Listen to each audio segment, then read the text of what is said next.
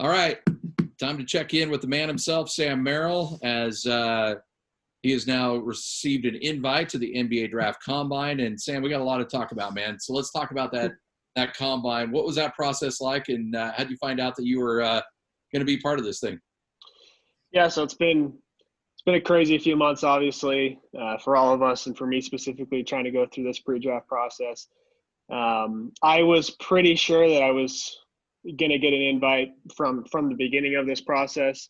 Have heard good things from my agents and from others, but to be honest, no one has any idea if there's even going to be a combine. So Yeah. I wasn't sure if there were going to be invites going out or anything like that. But there was some momentum last week, and they came out with the initial list of 105 guys. And to be honest, I wasn't even thinking about it, and got a call from my agent, said, "Hey, I just sent you an email," and it was an invite. So it's pretty exciting.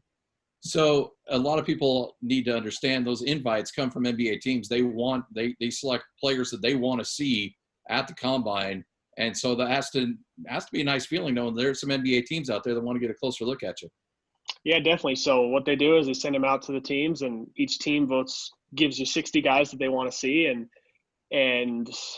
then based on the votes, you get invited. And as of right now, this first crop of guys that got an invite were the top 60 guys that got voted. And then obviously you'll have the top 15 or 20 guys that won't participate. So once those guys withdraw, they'll send out 15 or 20 more. But as of right now, we're in the top 60, so it's a good start.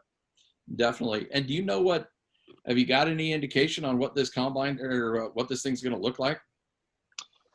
No, there are ideas being floated around. I think there's the possibility of it just being remote, just me doing my stuff here and sending it into teams. There's a possibility of them trying to do a little bubble. I would assume probably in Chicago, without 5-on-5 stuff, just testing, just workout stuff like that. And then I think there's hopefully still a possibility where they can get a full combine in, although who knows if that's actually going to happen. Well, it seems like March was about 3 or 4 years ago. So what's life been like for you? First off, I've always kind of wondered, what's it like going through the whole agent process? I'm sure you had a lot of guys knocking down your door, and I've always heard sometimes that can be kind of a seedy side of the business. But what was it like narrowing in on your agent? Who'd you end up going with? So it was a fun process for me. Last year, when I considered putting my name in the draft and just going through workouts and such, Danny put me in touch with Mark Bartelstein at Priority Sports, who's one of the best agents in the business, and he talked to me about how he, knowing my position, he didn't know me obviously very well, but knowing my position, felt like it would actually be best for me to not declare for the draft. And so I didn't at the time think that they had any interest in representing me. I think he was just doing a solid for Danny, who's a buddy of his. But as the season started, they started showing interest, and quite a few agents and agencies started showing interest. But during the season, I just let my dad handle it, let him kind of flush out some guys and talk to other guys, just because I wanted to focus on what I wanted to focus on. And as the season ended, I met with about 5 or 6 agencies, whittled it down to 2 or 3. And, with Priority Sports, Mark Bartelstein, it's a great agency, one of the biggest ones, like I mentioned, but they're very well known for guys that do things the right way. Yeah. They're known as one of the classy agencies, and I have a lot of connections to them. The Angels know them very well, obviously. Justin Hamilton, who played in Utah, is with them. JC Carroll's with them. Who else is with them? There's one other guy that I can't remember. But those 3 or 4 connections really, really spoke well and spoke highly of them. And I talked to some other people who also spoke highly of them. So at the end of the day, it became a pretty easy decision, just because I was trying to find an agency that, one, had the ability to get me through doors, but also was going to give me focus and not just focus on their big-time guys. And these guys are definitely part of that. In your preparation for the upcoming draft, a lot of guys will go, and I know COVID's had a huge impact on that, but a lot of guys will go to, Arizona, or they'll go to wherever their agent wants them to go to work out. Have you stayed pretty much here in Utah throughout all of this? Yeah, so that's also one of the reasons why I chose Priority Sports. They're well known for having one of the best pre-draft programs. They generally in a regular year take the guys that they usually sign from anywhere from 5 to 8 guys into Chicago and spend a month and a half there and work out every day. And they put you up in a nice place and have a chef and just do everything the right way. So you're able to get your body right, get into good shape and get workouts in. And again, that's something that I felt could really help me, but obviously we haven't been able to do that to this point. We're hoping that at some point I can get out to Chicago and spend some time there. But for the most part, I've just been working out here in Utah. Has it been somewhat frustrating knowing that, by now we'd have ourselves a draft and what your future would hold? Now you have to wait till October before you find out what that's going to look like.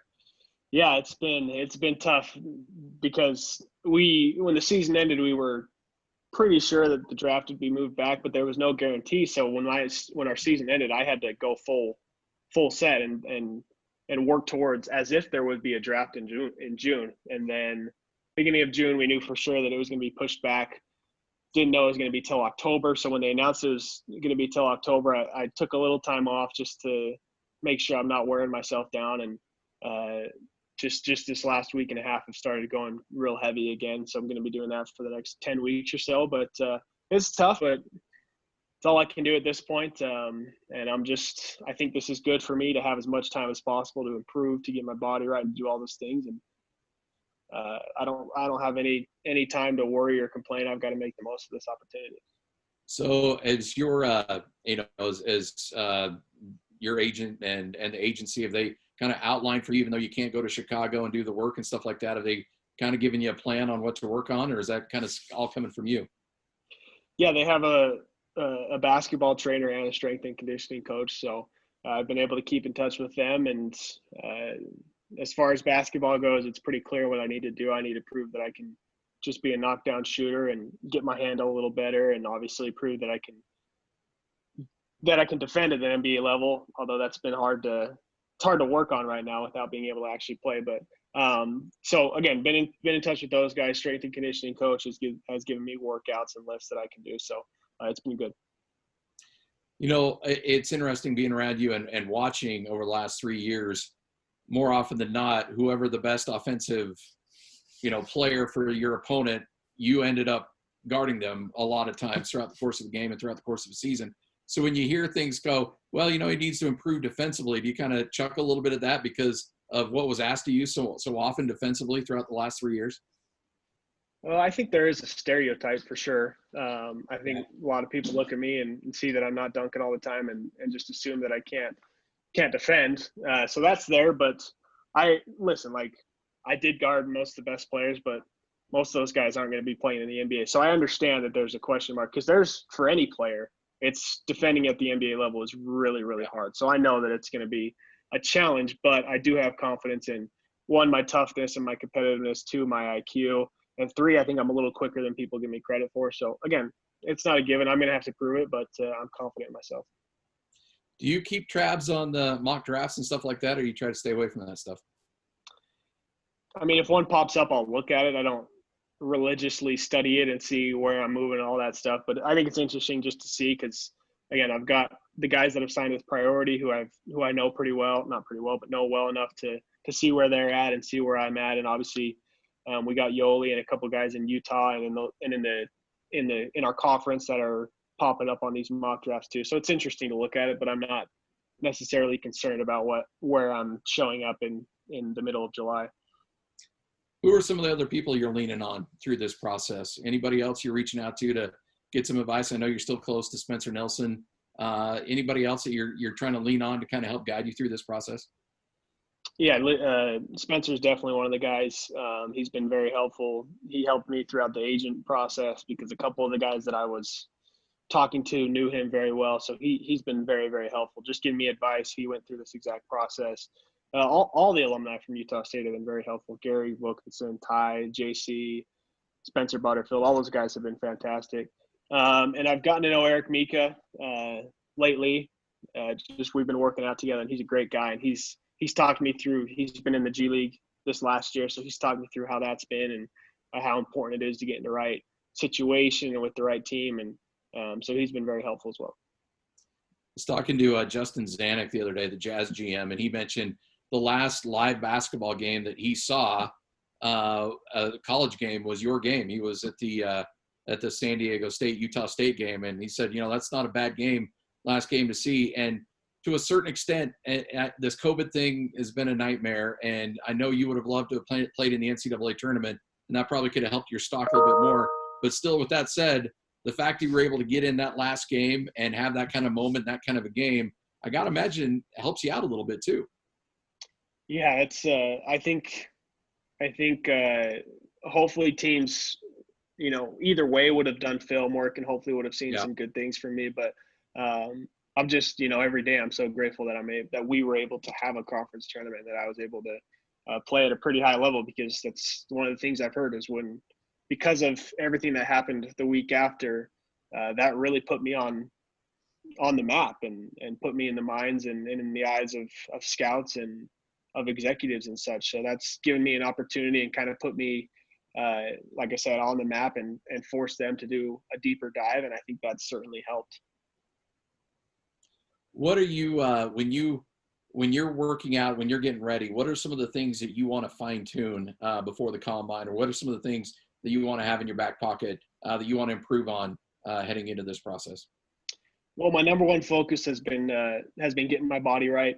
That's something that I've heard, not just for me specifically, but that's a general thing. You have to be in great shape to play in the NBA. But me as well, I've had to lose some weight, and I've lost 10 pounds and dropped probably 3 or 4% body fat. So it's been good to this point. I'm trying to get as cut up as I can before the combine comes and before, hopefully workouts or the draft comes. So that's been the number one thing for me. And then on the court, getting my handle right, even better than it was, has been very important to me, because you see guys all around the league that don't have great athleticism, but they're able to create shots simply because they have a great handle. So that's very important. And then just being able to shoot on the move, off the dribble, or coming off of screens. Most teams, I think, early on see me as a guy that's going to come off screens and shoot the ball. Maybe not as much as a guy that's going to handle as much. But right away, I'm going to have to prove that I can shoot on the move. So that's been one of my biggest focuses. So, random question here. Backing up the three-point line from 2 years ago to last year, was that an adjustment for you? And if so, do you think that kind of helps prepare you for the NBA, having that line backed up a little bit more, since that'll probably be one of the biggest skill sets you're going to bring into the league? Yeah, I don't think it was an issue for me. Again, a lot of the shots that you take in a game are generally in that same area as far as the FIBA line. So that wasn't an adjustment. The NBA three-point line is definitely an adjustment, and I to this point I'm comfortable with it. But I think having a year under the FIBA line really helped, because the difference from the old college line to the NBA line is significant, but from FIBA to the NBA is not too much. So it's been I think that definitely helped. Do you know if you'll be able to do individual workouts for teams, if you'll be able to make visits? Yeah, I don't know, but as of right now, if I had to guess, I would say no. But you never know. Things change pretty quickly around here. I got to imagine that's something you want to be able to do too, to be able to have a face-to-face conversation, to be able to do those individual workouts. I got to imagine that's something you'd like to do, to be able to show off your skill set and get past maybe some of those stereotypes that are out there. Yeah, certainly. It's, I think, something that could definitely help, just being able to hopefully shoot the ball well in front of teams, and again, get competition against great athletes. And like I said, I'm confident in my abilities, so that would certainly help. But there's a lot of stuff that isn't normal these days, so I just got to find a way to make the most of it. Well, tell your dad I'm going to miss hanging out with him in various airports, going to and from games, and hope the family's well. Hope your wife's doing well. Stay safe, and look forward to catching up with you again here soon. Sounds good. Thanks, Scotty. You as well.